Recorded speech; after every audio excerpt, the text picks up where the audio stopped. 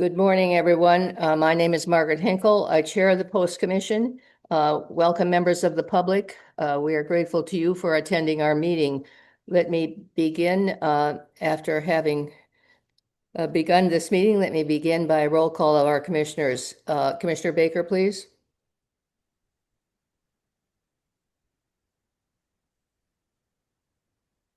Commissioner Baker, I think you're muted.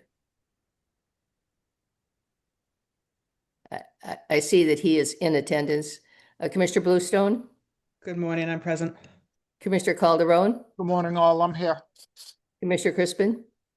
Morning, present. Commissioner Hall? Good morning, present. Commissioner Kazarosian? Good morning, present. Commissioner Luma? Good morning, present. Commissioner Talley? Morning, present.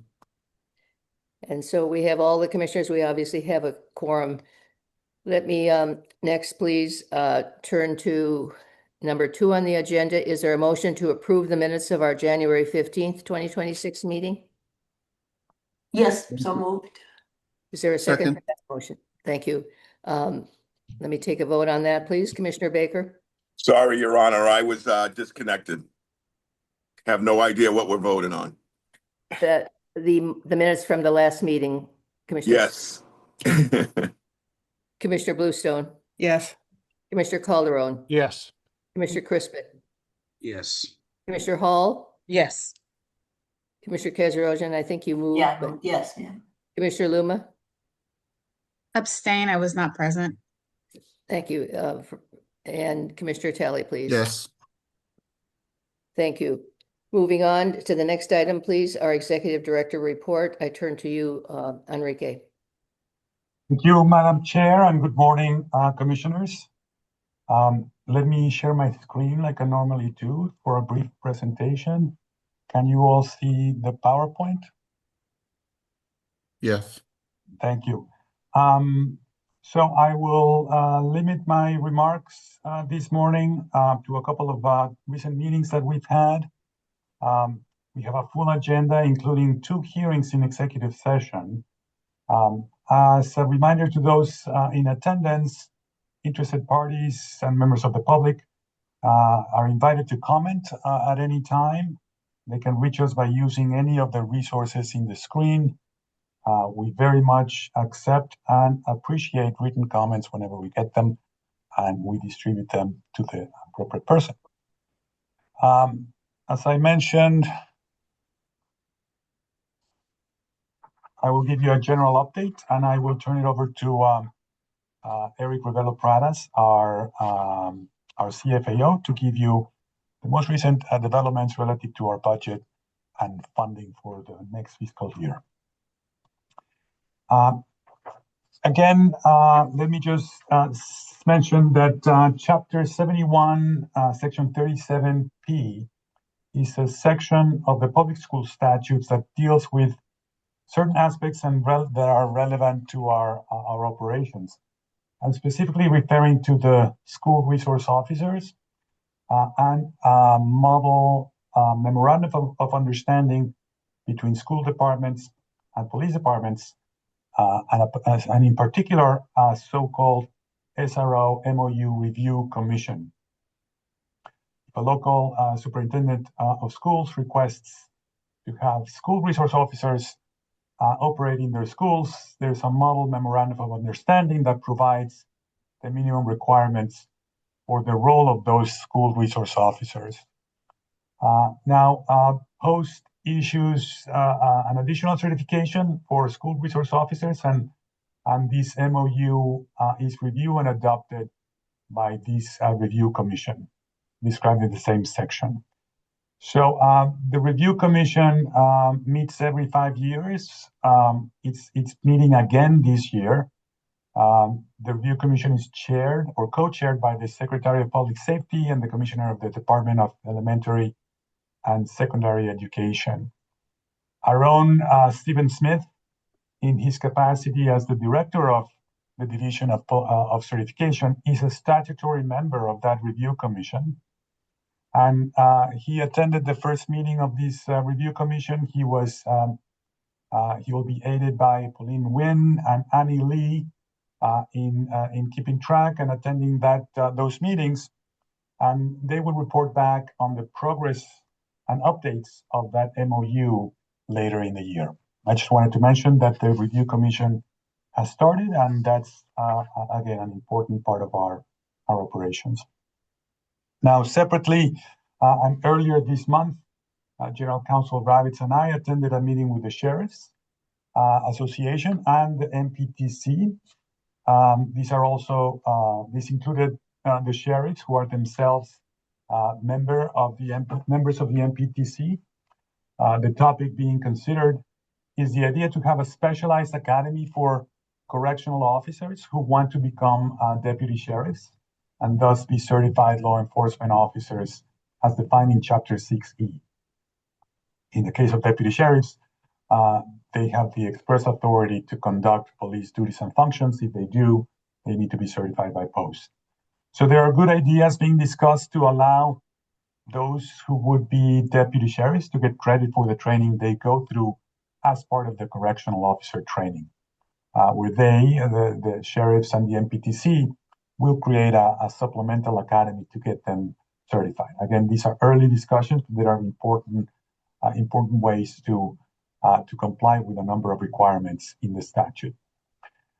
Moving on, I will briefly mention that in terms of outreach and engagement, I attended a community meeting in Worcester last month. The conversation organized by Black Families for Worcester included the topic that is very much in the minds of a lot of people in the Worcester area about creating a civilian oversight board. Commissioner Talley and I attended and presented key aspects of the Post Commission, provided examples of other local oversight boards, notably Boston and Springfield, and the interactions of those boards with Post. There will likely be other meetings around this topic, and one of them, I understand, is being scheduled, may include Commissioner Hall. I will report back as I usually do when that happens. I will move on to finance and administrative update and turn it over to Eric Rebello-Pradas. Eric, are you Yes. there? Yes, I am here. Thank you very much, Enrique. Appreciate it. Good morning, everyone. Starting off here, just wanted to let folks know that since we are past the 6-month mark of the fiscal year, so we are working on right now our mid-year review with A&F. So at this point, we do know that we are going to have funds that we will return at the end of FY26. Again, not surprised.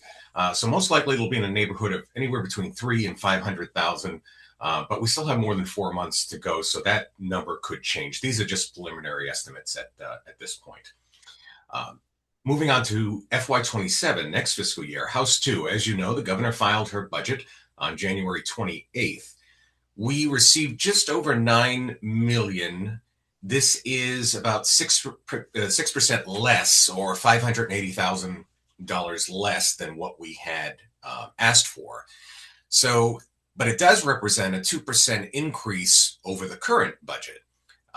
We will maintain course and pursue the original request, however. We want to stay on track for implementing the auditing and certification of LEAs, as well as meeting resource needs in legal, and then, of course, the Division of Police Standards. As we mentioned at last month's commission meeting, the drafting of testimony for the upcoming Joint Ways and Means hearing, which we just found out is going to be on March 24th in Foxborough, is already underway. So we'll be putting that together. We are currently putting that together, and it will be, drafts should be going soon to the treasurer as well as the chair. Just on a very brief note, I did want to mention too that some folks may recall the state's longtime accounting system, known as MARS, which has been around for about 22 years, is no longer being used. So it has gone dark, but by design, of course. Its replacement, which is called Mosaic, will be launched on Monday. I only bring it up because no financial transactions can be processed until next week. Thanks to Allie, our fiscal operations analyst, who volunteered to work with the comptroller during Mosaic's testing phase. we post got a front seat view and experiencing the new system before its launch. So the F&A team is trained and ready for a Monday's rollout. Next slide, please. Oh, thank you, Enrique. All right, it's already there. I won't go through all the lists, but we are backfilling several positions that were recently vacated. We also have a number of positions that are open, and we are back on track to hiring and getting these filled before the end of the fiscal year. Interviews are concluding for 2 additional intake coordinators for the Division of Police Standards after dealing with which will help in dealing with their significant influx of complaints. Post is currently still at 51 headcount. Thank you.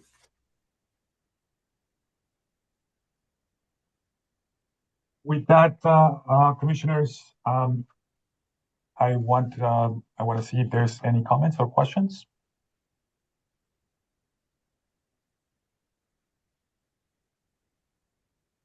I don't think I see any hands in the air. Thank you very much for your report, and thank you as well, Eric, for yours.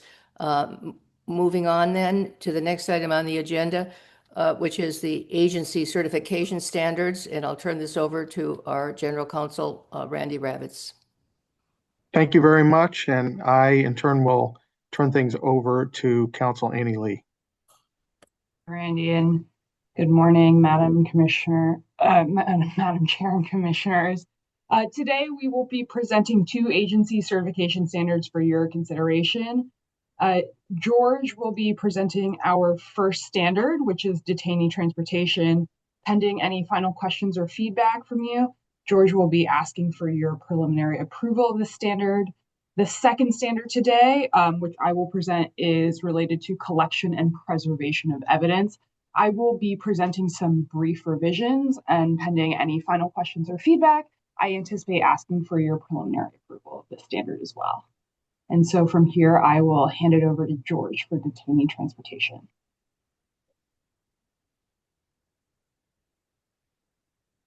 Good morning, Chair, and the rest of the commissioners. The detainee transportation standard was last presented to the commission in the December 2025 meeting. Following that meeting, we once again sought feedback from the MPTC. The MPTC, during its January 2025 meeting, indicated that it had no further feedback. The standard regarding the detainee transportation is now being presented to the commission again for preliminary approval in its draft form. You have all the information in the memo and the memorandum presented to you. And if there are no questions, we would like for this to go to a preliminary approval. So I'm happy to answer any questions that anyone here may have. Thank you, George. Again, I don't think I see any indication that any commissioner has any question at this point. And so, George, is it that you would like us at this point to take a vote on what? We would like for the commissioners to take a vote on the drafted certification standard presented to you that all the commissioners have in your possession. Okay, is there a motion to that effect? Lester, do you have a question? No. Thank you. Is there a motion to approve? Yeah, I move to approve. Is there a second to that motion? I'll second. Thank you. Let me take a vote then. Commissioner Baker? Yes. Commissioner Bluestone? Yes. Commissioner Calderon? Yes. Commissioner Crispin? Yes. Commissioner Hall? Yes. Commissioner Kazarosian? Yes. Commissioner Luma? Yes. Commissioner Talley? Yes. And I'm also a yes, that's unanimously carried. And I think with that, we go back to Attorney Lee, correct? Yes. Thank you very much. Thank you very much, Chair, and the rest of the commissioners. Thank you. Thank you. So our second standard today is collection and preservation of evidence. A copy of that standard is available in your packet starting at page 50. This standard was first presented to you in November. During that meeting, the commission suggested adding provisions which affect the elements that are highlighted in yellow on your screen. Those revisions concern owner identification and the return of evidence and property, and we made revisions to these elements in yellow to incorporate those two items. So on owner identification, the Commission suggested during its November meeting that this standard would benefit from provisions requiring agencies to include in documentation concerning evidence or property the identity of the owner of such evidence or property. We therefore suggest revising the standard by inserting the phrase including, if ascertainable, the identification of the owner of the evidence into provisions relating to the initial packaging, sealing, and labeling of evidence. Second, the packaging and labeling of evidence and property for storage. And third, information required to be recorded in the agency's chain of custody log. So that way, hopefully, if it is known, a police department and officers can record or note the identity of an owner of a piece of evidence from the very first moment it's collected to sort of the storage phase and also through the return phase. On the second piece, similarly, the Commission also suggested the standard would benefit from provisions facilitating the return of evidence and property to its original owner or their loved ones.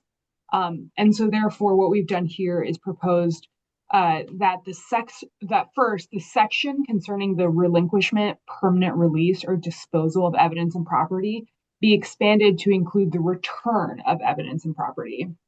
And second, that agencies be required to set forth a process for determining the appropriate individuals who may receive, return, or relinquish evidence or property. And so that concludes those revisions. I'd be happy to answer any questions if the chair would like me to.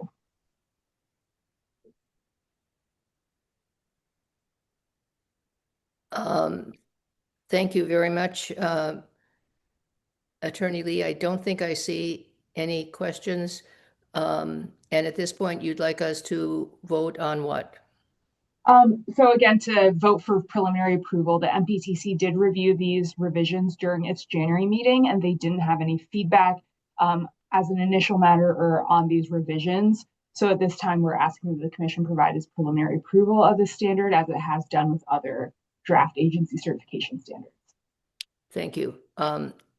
Is there a motion to that effect? Yes, so moved. Is there a second?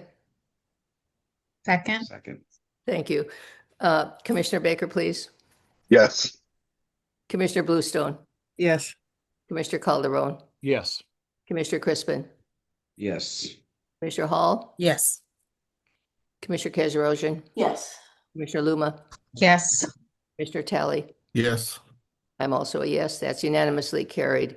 And thank you again, the presenters and all of you, all the members of the staff who have worked on those items. Let me move on now, please, to item number 5 in our agenda, the legal update. And I'll turn this over to our General Counsel, Randy Ravitz again.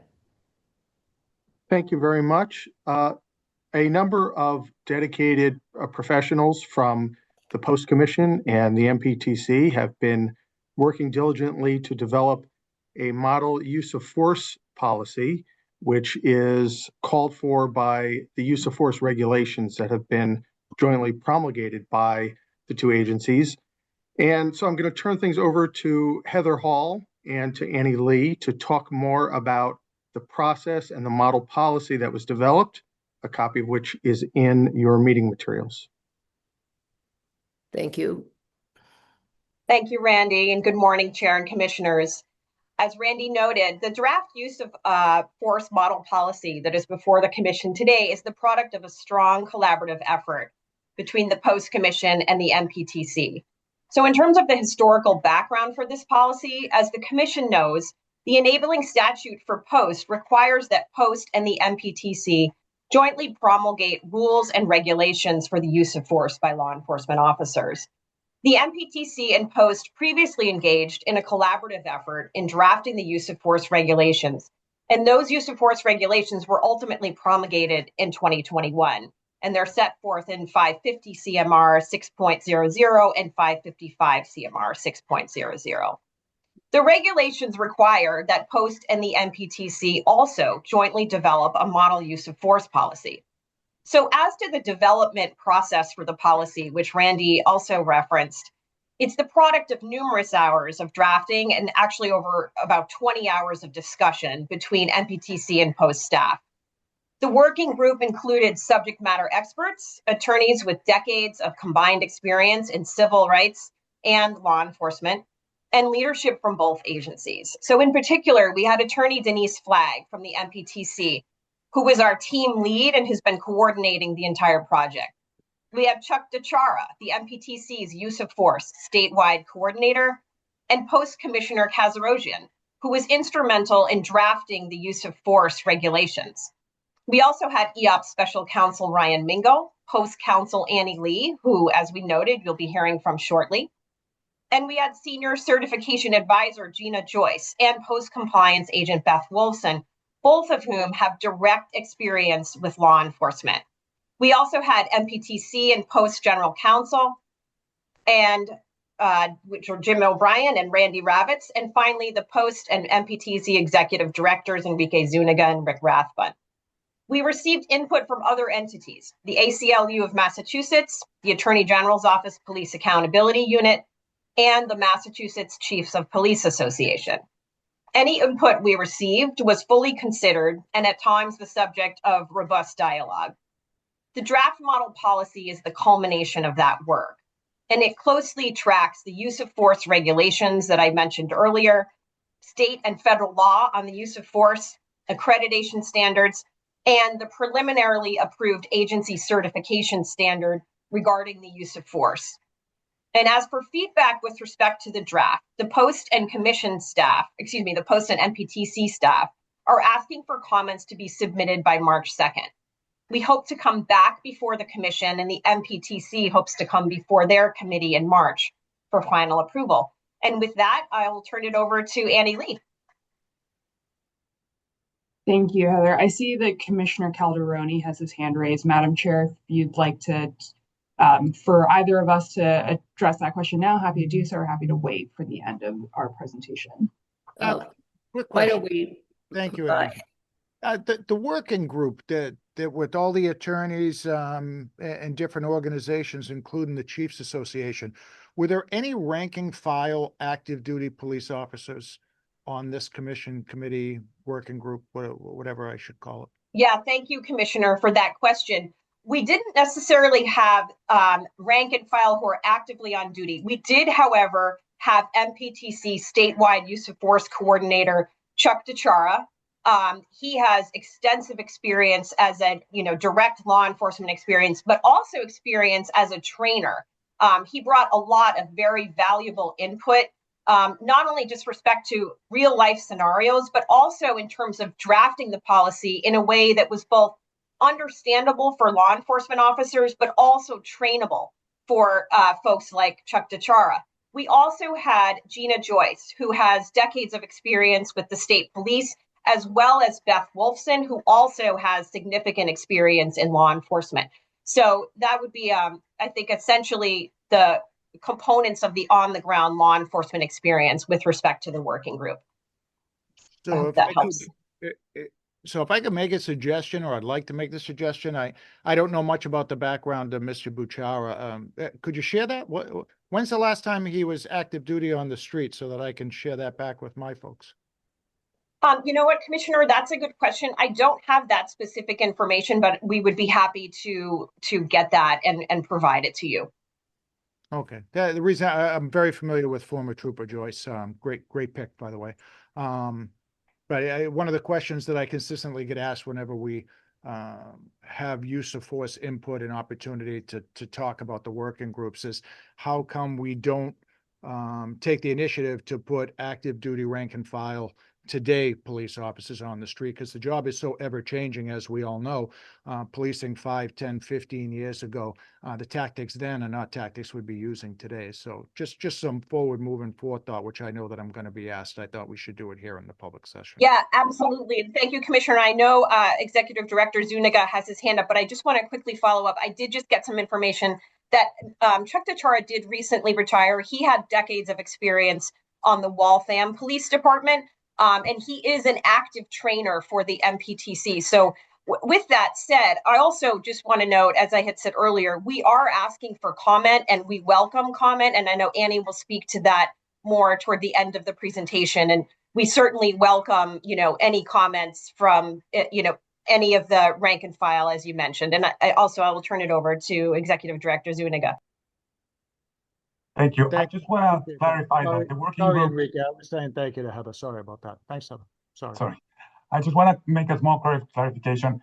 The working group was limited to staff that from MPTC, EOPS, and Post.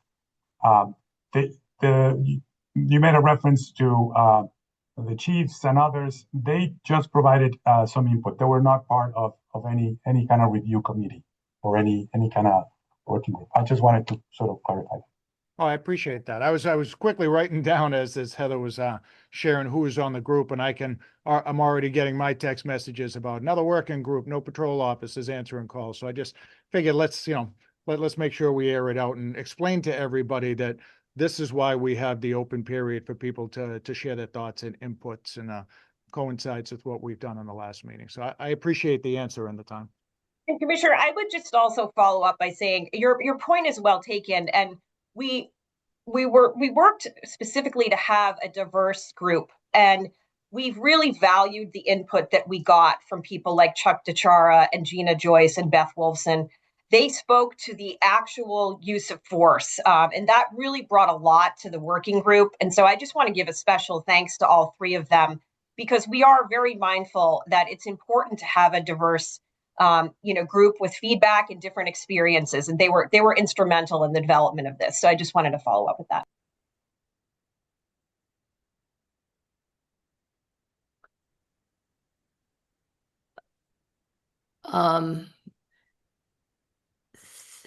Thank you. And I think at this point, Attorney Lee. Thank you, Madam Chair. So I will next speak to sort of the substance of the policy. I'll review it at a high level. If there are any questions or reactions, I'd be happy to, at the chair's discretion, to answer those questions at the end of my presentation. So I want to quickly review the structure of the model policy that is in your packet. There are 4 sections to this, the largest of which is procedures, but the 3 sections before procedures cover the purpose of the policy, the purpose of this policy, the actual policy, definitions that are applicable to procedures, and then, like I said, the actual detailed procedures. And so the purpose of this model policy is to establish guidelines and limitations concerning the use of force. And those guidelines and limitations are going to be, as Heather said, consistent with our statute, as well as the use of force regulations that were drafted, as well as the use of force agency certification standard, which this commission preliminarily approved in March of last year. And so the policy, which is really kind of speaking to overarching themes and goals, is to articulate the agency's values and priorities, which are respect for the sanctity of life and respect for bodily integrity, fair and unbiased treatment, things like that. It also emphasizes de-escalation and the fact that any force used must be necessary, objectively reasonable, and proportionate. And third, it articulates the public interest in complying with the law with respect to the use of force, because it's so critical to maintaining the agency's trust with the community, as well as enabling the agency to do its job. And so the next section relates to definitions. You'll see that these are all the definitions that are provided in the draft policy. There may very well be further definitions based on the questions and reactions that we receive, as well as public comments. I do want to highlight for the commission that a fair number of these definitions are already defined elsewhere in statute and or regulation.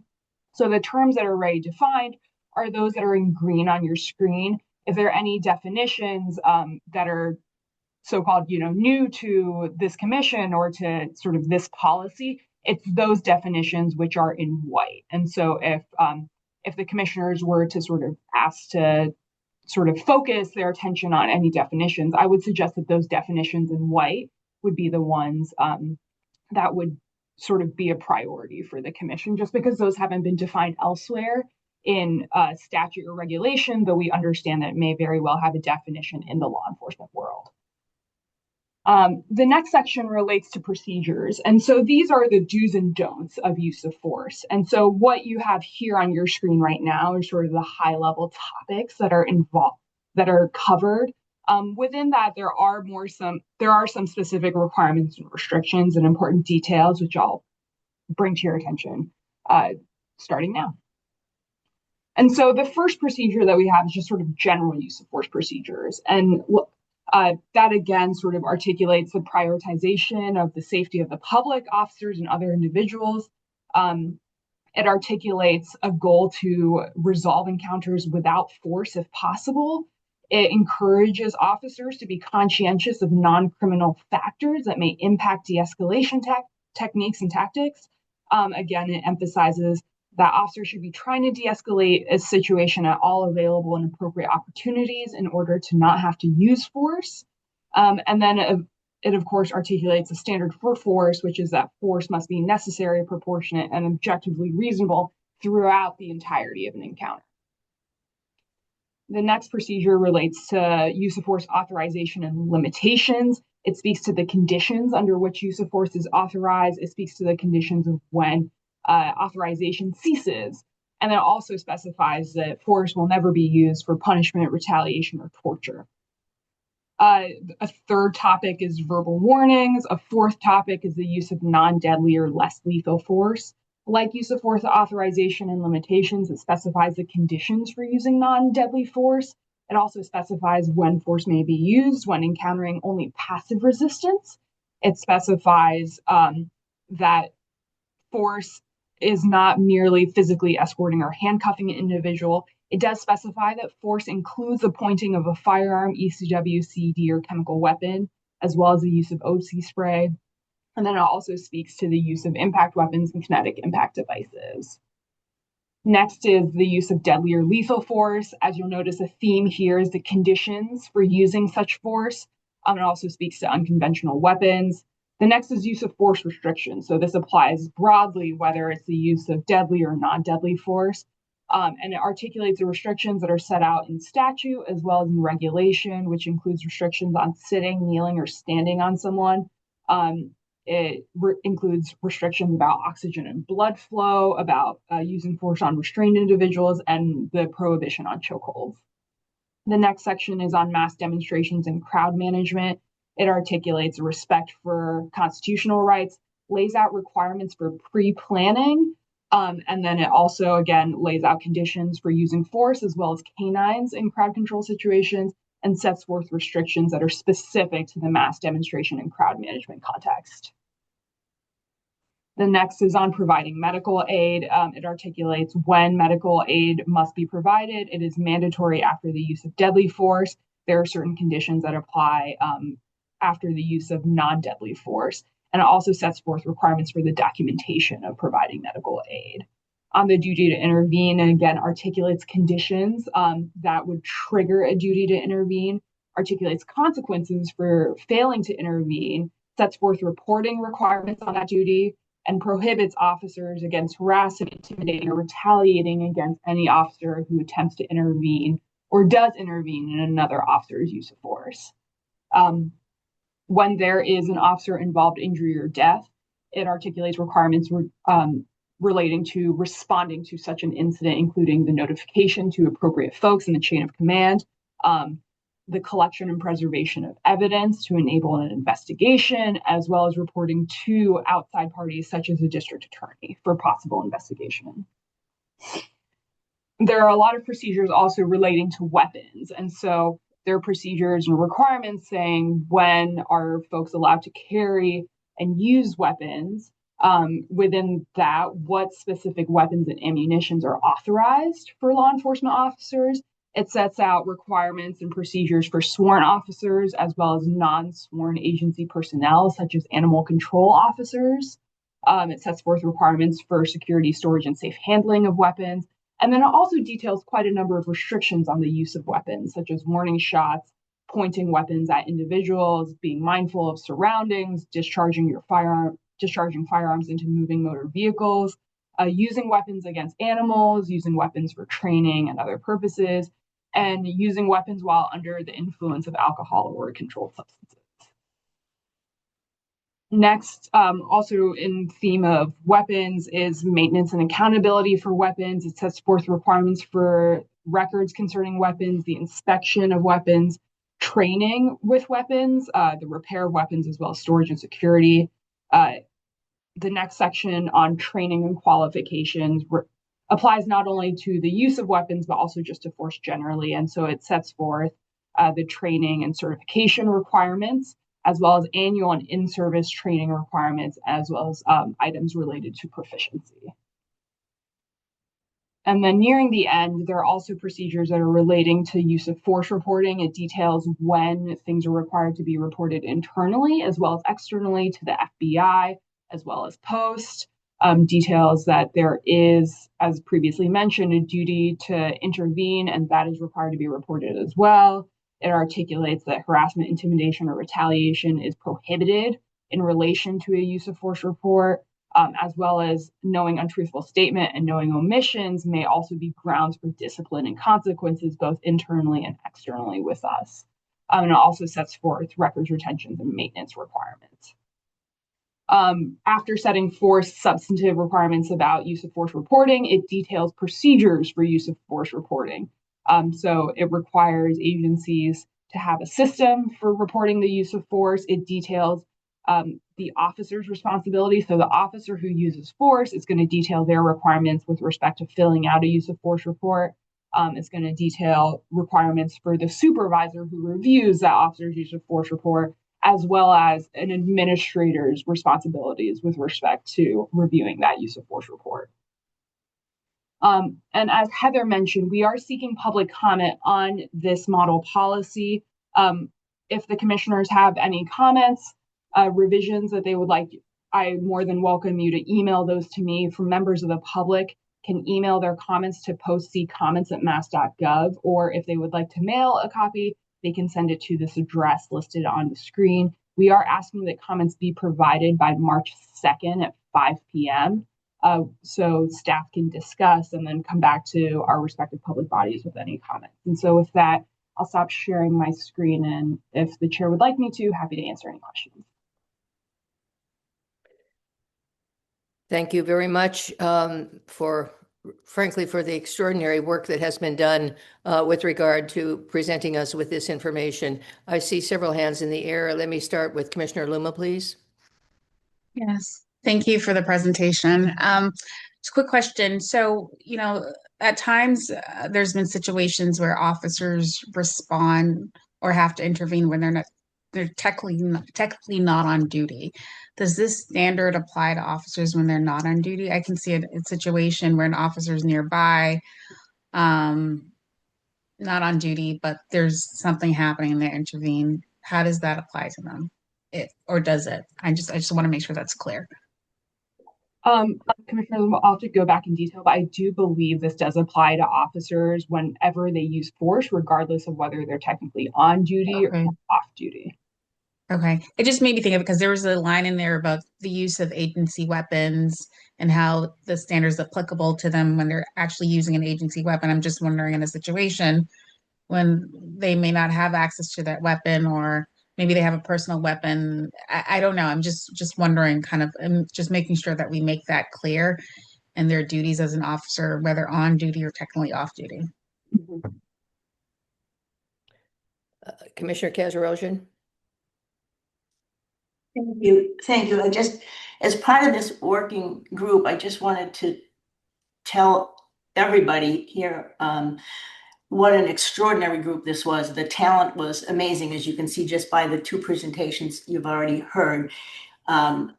This was there was a lot of time, a lot of meetings, a lot of input from both MPTC and post representatives. Special shout out here to Annie and Heather, and also Beth Wolfson from Post, but I also want to, and Gina Joyce as well, but I do want to say, as it relates to Charles Chara, from my perspective as an attorney who's done civil rights work and deals with use of force issues, he is a really, I believe he's nationally renowned. He's a police expert on training and use of force, and he was on the, I think, the Waltham Police Department and the NEMLAC and the regional SWAT team. And from my perspective, having dealt with him on the other side of cases, he's like the gold standard. And as they said, and his input, as well as everyone from MPTC, was just as extraordinary. This was an unbelievably well put together and a very good working group. And I think this product is something that is ready for public comment. And you know, as people have said, this is the time for everyone to chime in with their perspective, review it, give input. This is where we really need it now that we have something out there that you can really look at and comb through. And obviously, everybody's input will be considered. But I just have to give a special shout out for all the work done. This was extraordinary. Thank you. Commissioner Calderon? Yeah, thanks for the opportunity again. I just want to clear up a matter that maybe I'm getting the impression that the question that I asked may have offended people. I'm getting multiple questions from rank and file officers that I represent. So these questions have to be asked when we're making changes. So I just want to clarify that. I'm very familiar with retired Officer Gina Joyce. Great pick, like I said. I just don't know the other two individuals, and that's what's being asked. So rank and file throughout the Commonwealth, of course, want to be included, and it's a legitimate question of officers that are currently active duty working on the street if they're unfamiliar with the background of the experts that are on. I'm personally not questioning it, but it is a duty for me to ask those questions. So I just want to make sure that openly there's no offense intended for anybody if it's taken. So I appreciate it. Thank you. Do any of the other commissioners have any questions? I don't think I see any hands in the air. I'm sure that all of my fellow commissioners share with me a round of applause for those of you who have worked on this. It's just an extraordinary document, and we're very grateful for all the hard work and for the presentation that you've given us today. I think moving on to the next item on the agenda, which is item number 6, the application for voluntary relinquishment of certification of Paul Oliveira. I turn to Attorney Hall, I think, at this point. Thank you, Madam Chair. And I do have that for the commissioners as well. We have actually a truncated request with respect to Mr. Oliveira's application, and I'm just pulling up my notes here on this. With respect to the public comment period, which is, you know, what we do anytime we have an application for relinquishment, this matter was put out for public comment. And as part of that public comment, we actually learned of an additional matter that Mr. Oliveira had not disclosed. And it was particularly a lawsuit. And just for clarification, this lawsuit was in addition to a separate lawsuit that he had not disclosed on his initial application and was subsequently asked to supplement. So for these reasons, we're asking the commission to table its review of Mr. Oliveira's application until the commission's next meeting, as staff will need additional time to review the new information and present a supplemental memorandum. And I would also just say that we really appreciate the public comment with respect to these applications, and we appreciate it when people are engaged in the process. And with that, I am happy to answer any questions that the commission may have at this time.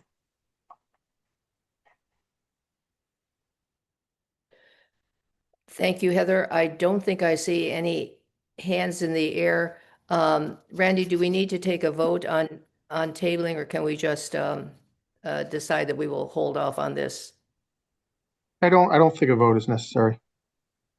Okay, so we will then at this point not take up at today's meeting any further than we have this particular item on the agenda. Correct? Let me move on then to the next item on the agenda, which is the performance evaluation of our executive director. And let me just spend a few moments talking about this. In my function as chair of the commission, one of the things that I must do is to work with our chief financial officer in terms of an annual evaluation of Enrique. And as I've done in previous years, I am just now reporting on that. The first thing that I have to do is that I have to complete a very thorough evaluation form. I did that, and in completing that form, I realized that once again, as he has done in previous years, he commendably handled every single aspect of that form. In other words, if I had gone back to my years as a teacher, he'd be getting an A+ on all of the matters that are set forth in that form.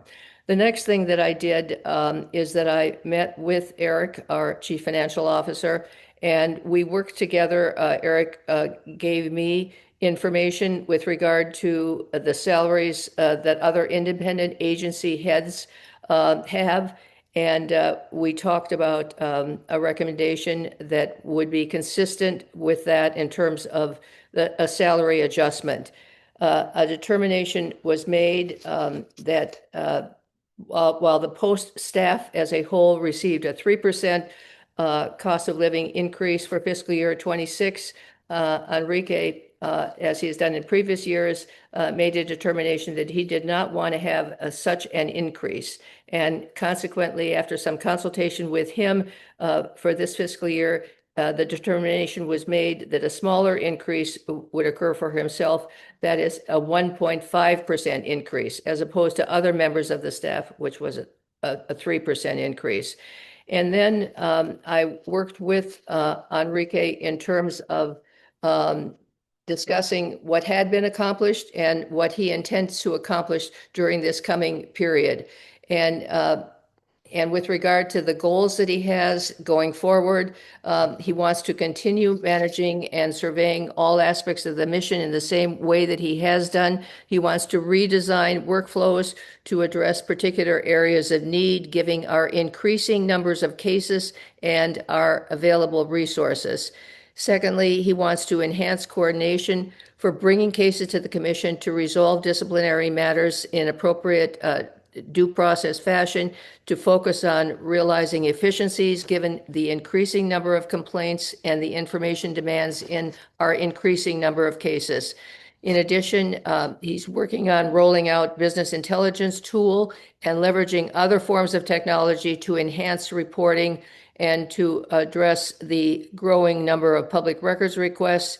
And as he has done in the past, he wants to continue to work to increase the visibility of Post with regard to outside stakeholders and to advocate for additional funding to handle the additional matters that we must handle at this point in time of our existence. And then he wants to continue, as he has, acting as the spokesperson for our agency and to act as liaison with key stakeholders. So that, in essence, is what has occurred with regard to the cost of living adjustment for Enrique. Are there any questions, or do you all share with me just general applause for all the work that our executive director has done? And I hope that the record can adequately reflect that. Good luck to whoever it is that will be handling the minutes of this meeting. I don't think I see any hands in the air, but Enrique, we are so grateful to you for all of the things that you do. The next matter on the agenda is number 8, matters not anticipated by the chair at the time of posting, and there are no such matters. Therefore, I will entertain a motion to go into executive session in accordance with General Laws, Chapter 30A, Section 21A1, to discuss the discipline or the dismissal of or complaints or charges brought against a public officer, an employee, or an individual under the same statute, but Section 21A5, to discuss the investigation of charges of criminal misconduct under the same statute, but Section 21A7, combined with General Laws, Chapter 6E, Section 8C2, and to the extent they may be applicable, General Laws, Chapter 6, Sections 168 and 178, to discuss matters relating to preliminary inquiries and initial staff review concerning whether to initiate such inquiries and regarding certain criminal offender record information, and under the same statute, Section 21A7, combined with Chapters 30A of the General Laws, Sections 22F and G, to discuss and to approve prior executive session minutes. Specifically, in executive session, We will be addressing 4 reports of preliminary inquiries. We will be addressing an application for voluntary relinquishment of certification with regard to Eric Loico. We will be addressing the standards request to enter voluntary decertification, suspension, or disposition agreement in 1 case, and we will be addressing standards request for approval to conduct preliminary inquiries and/or impose a suspension in 11 cases. We will also, during our executive session, address a suspension hearing in the matter of Michael Villanueva and a suspension hearing in the matter of Sean Flaherty. And we will be addressing the minutes of the executive session of our last executive session meeting in January 15th. Is there a motion to go into executive session under what I've just set forth? Yes, so moved. Is there a second to that motion? Second. Second. Let me take a roll call vote then. Commissioner Baker? Yes. Commissioner Bluestone? Yes. Commissioner Calderon? Yes. Commissioner Crispin? Yes. Commissioner Hall? Yes. Commissioner Kesherossian? Yes. Commissioner Luma? Yes. Commissioner Talley? Yes. I'm also a yes, so that's unanimously carried. Members of the public, thank you very much for attending our meeting. We will not be coming back to the public meeting after the executive session. Enrique, do you want to just again remind the public of how they can communicate with Post should they wish to communicate with regard to any matters? Thank you, Madam Chair. Post website is mapostcommission.gov, or send us an email to posty-comments@mass.gov. Thank you. Thank all the members of the staff who have worked on the matters that have been presented to us. I know I speak on behalf of my fellow commissioners in applauding all of the work that is done for us, and the materials that were provided in advance of the meeting. They're very helpful to us. And we also want to thank Jamie Ennis for setting up our meetings and working with us with regard to that. And I think with that, commissioners, we'll take a Jamie, how much time do we need? Will 5 minutes do it? Yep, that sounds good. The link is out there, so. Commissioners, will 5 minutes be appropriate for everybody?